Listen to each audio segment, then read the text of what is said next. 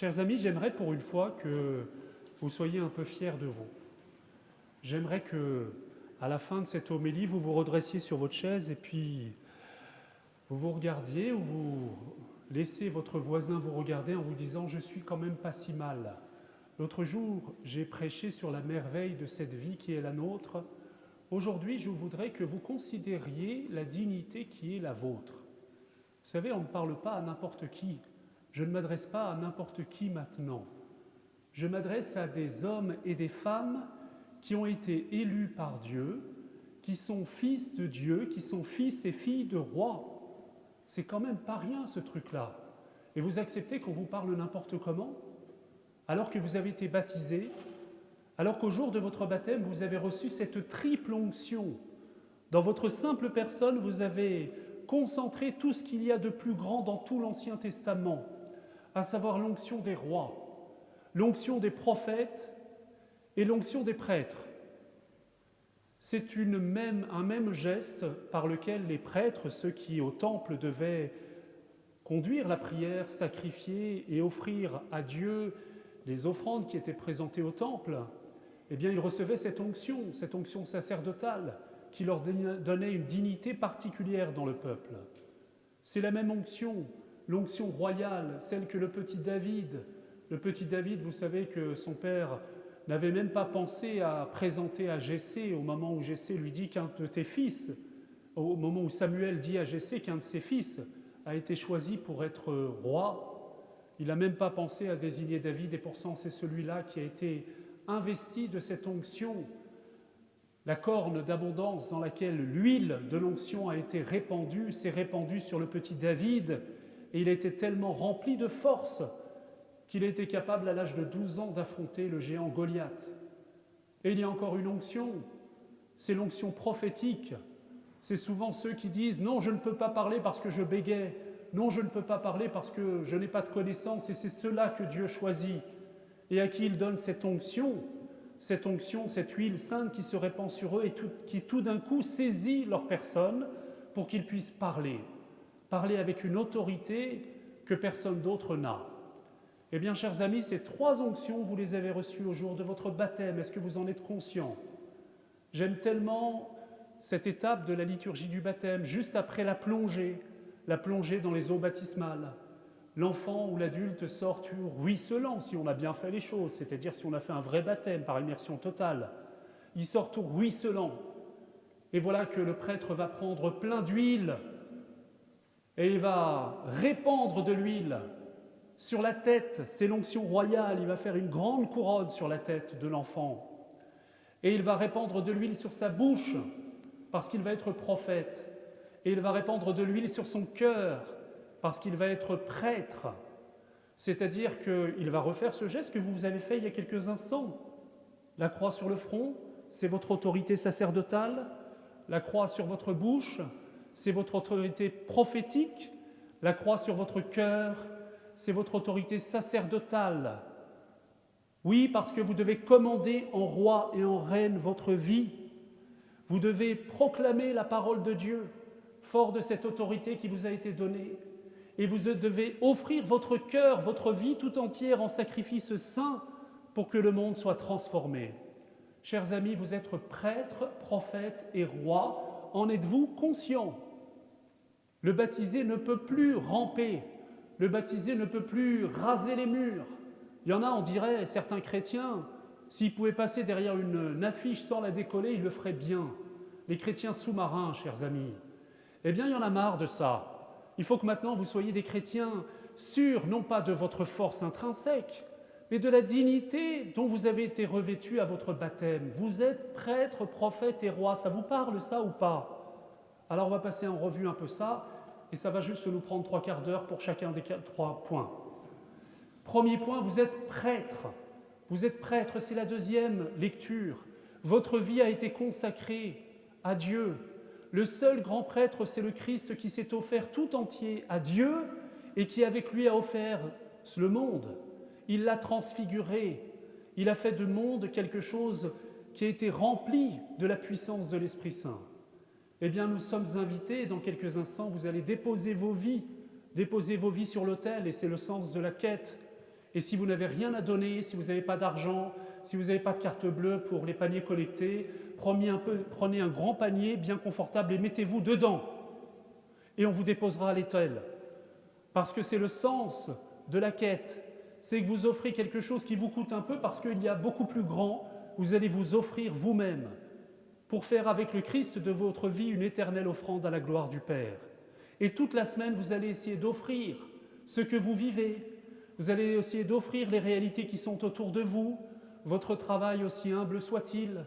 Même si vous avez l'impression qu'il n'a pas grand-chose à voir avec le royaume, vous allez l'offrir. Vous allez offrir ceux qui vous pèsent aussi.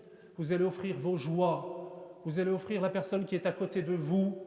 Vous allez offrir tout ce joie et peine qui fait votre vie, et vous allez faire de votre vie et de la vie des autres un sacrifice, c'est-à-dire que tout ce qui est profane va devenir sacré, parce qu'offert à Dieu.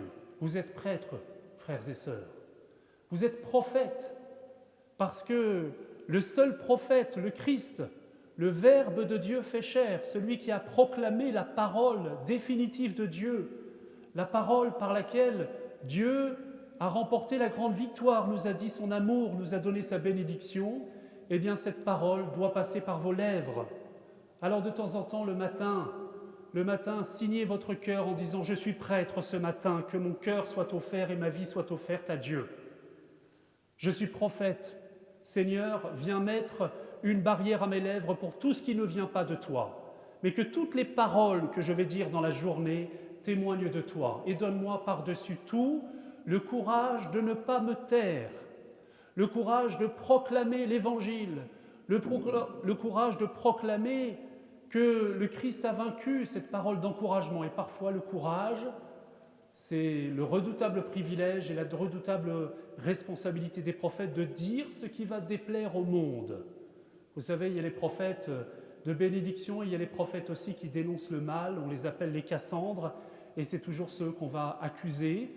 Et pourtant, parfois, il nous faut le courage de dénoncer ce qui, dans le monde, n'est pas conforme à l'Évangile. Vous êtes prophète, chers amis, et vous êtes roi, vous êtes reine. Eh bien, de temps en temps, posez votre main sur la tête, refaites le geste que le prêtre a fait lorsqu'il vous a couronné avec l'huile sainte, parce que vous avez à gouverner votre vie en roi, en reine, en fils de roi et en fils de reine, en fille de roi. On est d'accord ?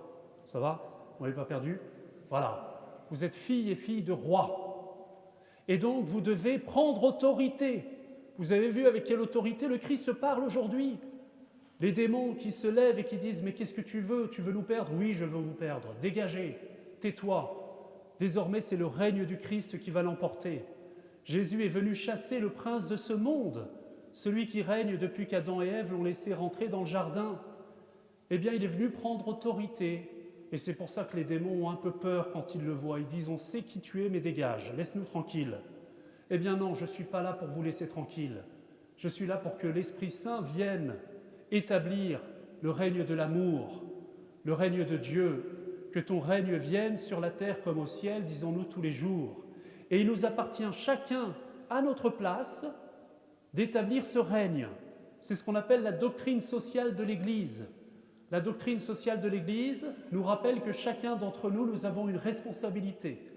Si vous êtes président de la République, vous avez une responsabilité particulièrement importante de faire en sorte que votre responsabilité, l'exercice de votre mission, eh bien, oriente le monde, le dispose à ce qui ressemblera petit à petit à la Jérusalem céleste. Mais si vous n'êtes que, je ne sais pas, vous êtes à un autre niveau des responsabilités, eh bien ne croyez pas que cette dignité royale vous échappe. Vous êtes père de famille, vous devez l'établir dans votre famille. Vous êtes balayeur de rue, eh bien vous devez nettoyer la rue de telle sorte que le royaume de Dieu s'établisse. Vous devez dire bonjour aux gens qui vous croisent, de telle sorte que ce soit l'Esprit de Dieu qui conquiert le cœur de ceux qui vous sont confiés. Ne dites pas que vous êtes exclus de la mission de l'Église. Ne dites pas que vous êtes exclus de cette dignité royale qui est la vôtre.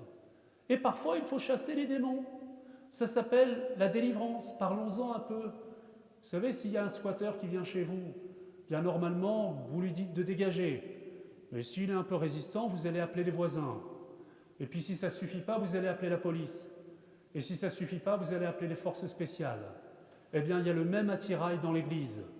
De temps en temps, je dis « je renonce au mal ». Il y a telle chose qui, dans ma vie ou dans la vie de mes frères, est entrée et nous devons couper ce lien, y renoncer, chasser ce démon qui est entré dans ma lignée familiale ou dans ma vie personnelle. Et puis, si c'est un peu résistant, ben, vous allez appeler vos frères. Ça s'appelle la prière des frères. On peut le faire. Et si c'est un peu plus costaud, on va appeler le prêtre. Et si c'est encore un peu plus costaud, on va appeler les forces spéciales, c'est-à-dire l'évêque. Il faut bien qu'il travaille un peu. Et son représentant, l'exorciste. Vous voyez, l'Église a autorité parce que le Christ vit en elle. Et le Christ l'a dit, les forces de l'enfer ne l'emporteront pas sur elle.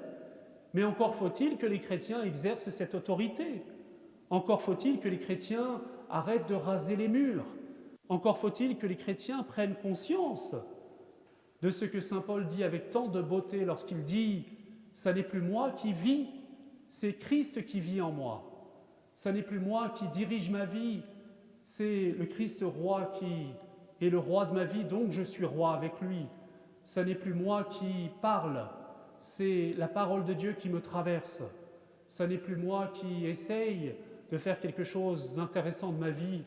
C'est ma vie qui est tout entière saisie sacerdotalement par le Christ pour être offerte au Père et pour transformer la face du monde. » C'est beau quand même, vous ne trouvez pas? Regardez votre voisin. Vous ne trouvez pas qu'il est beau? Qu'elle est belle? Prêtre, prophète, roi, reine. Alors la prochaine fois qu'il se dévalorise ou qu'elle se dévalorise, vous lui mettez la tête au carré et vous lui rappelez cette dignité qui est celle de son baptême. Que l'Esprit Saint ce soir nous réveille dans cette joyeuse conscience de ce que Dieu nous a donné et en même temps dans cette grave responsabilité qui est la nôtre de prolonger son règne et d'agir avec l'autorité qui est la sienne. Amen.